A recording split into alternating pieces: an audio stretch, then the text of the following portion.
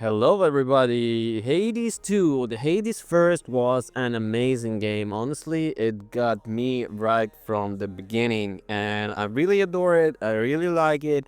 Now, Hades 2 is back again to the Nintendo Switch. And Hades 2 actually is not only bigger, but bolder. The Supergiant Games avoided complacency and instead of rehashing a gameplay system, crafted the wonderful experience that exists to complement the original and not to replace it. To the untrained eye, it might seem like more of the same, which in and of itself wouldn't have been bad. That said, everything about the sequel is so distinctly unique, while retaining a sense of familiarity that even after spending hundreds of hours with Zagreus, I found myself immersed in Melinoë's journey for double that time. Eventually realizing that I might have stumbled upon a new personal contender for a favorite game of the all time.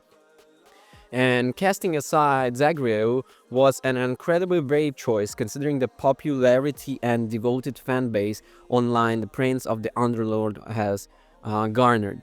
This time we found ourselves in the shoes of Melinoë, a Catholic goddess in Greek mythology who referred as a witch trained by her headmistress Hecate for the sole purpose of bringing down Kronos, the titan of the time, who returned to enslave the house of Hades and enact a vengeance upon those who wronged him. It's a setup worthy of the ambition shown by Supergiant in every aspect of the game, from system mechanics to character progression. The setup of the story also retains that cleverness from the original while raising the stakes significantly, like any other good sequel should do. Whereas Hades is much more personal affair that revolved around Zagreus trying to find his mother and where he really come, Hades 2 is an epic a journey of underdog that has all cards stacked against her and companions while trying to bring down a larger that life threat, one of the simultaneously keeping the underworld under his command and weakening the forces from Mount Olympus, putting the likes of Zeus, Hera, Poseidon with their backs against the wall. That doesn't mean that there is time for delving deep into the character motivations, backstories, and much needed breathless in between runs. If anything, those small pockets of the time feel much more soothing as their looming thread of Kronos casts a shadow all over the crossroads. Your new base of operation, which is far cry from lavishness of the House of Hades, you have the opportunity to converse with a plethora of incredibly well voiced acted NPCs. I don't want to spoil too much in case you've been purposely waiting for first version, but if you allow the NPC in the first one, the second one hides some very interesting characters and familiar faces making a return. All that said, if you are unfamiliar with the gameplay, Hades 2 is a roguelike action dungeon crawler, meaning you are dialogue. You get choose from two distinct paths, one of which you dive deeper into the underworld to directly stop the Kronos, and one that will see you aid the Olympian gods on your way to the summit. Both have four unique biomes. They are diverse in structure, scope, and visuals, making sure to avoid the repetitiveness that can get tiresome from roguelikes. Each biome culminates in incredible boss fights, while none missing the mark. Have you tackled each everything on your brain and the playstyle? I can't wait to people reaction to those things that Supergiant has cooked up, particularly with the ocean biome boss.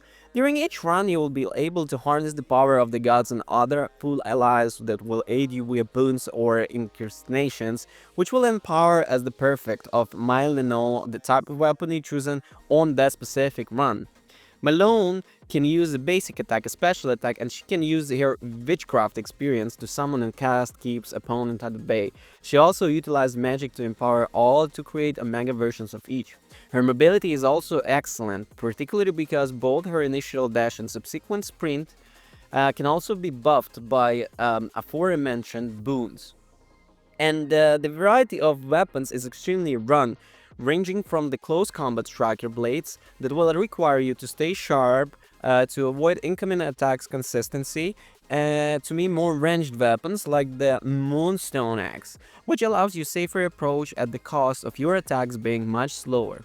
You also find more exotic weapons like Umbral Flames, which takes some time getting used to. It's a project-based weapon that eats through you magic incredibly fast, so you're not used judging resources, you have a hard time making the most.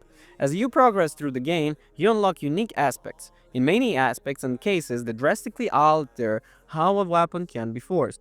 For instance, aspect of the witch staff makes the staff omega moves 3 times after you cast one. Make the staff fire. Here, with boosting and unique hidden aspect, they are by far the wildest in the entire game, and will require you to put some time into the progression of Hades 2. Speaking of which, it's fantastic, so addictive. It may seem daunting with plenty of resources to keep track of. As you keep familiarizing yourself with the systems, you'll start messing around with arcana cards, keepsakes, cauldron indications, and even animal familiars. The first thing you want to do early on the check out that what arcana cards have to offer, as these will grant you some powerful modifiers that will allow you to create more win conditions during your runs. The below that defines when changing makes the returning via arcane cards a few grants you health while you want and room or more critical damage percentage. Each card has the cost associated with the numbers of active cards depending on your level of grasp, which you have and you can upgrade with the ashes.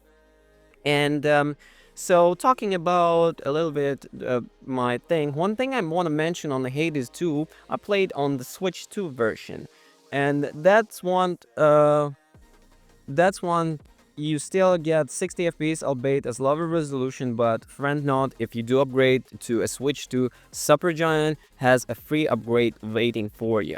It might not hit some fans the original and will not be played and didn't enjoy it, then didn't expect the Hades 2 to change your perspective or not.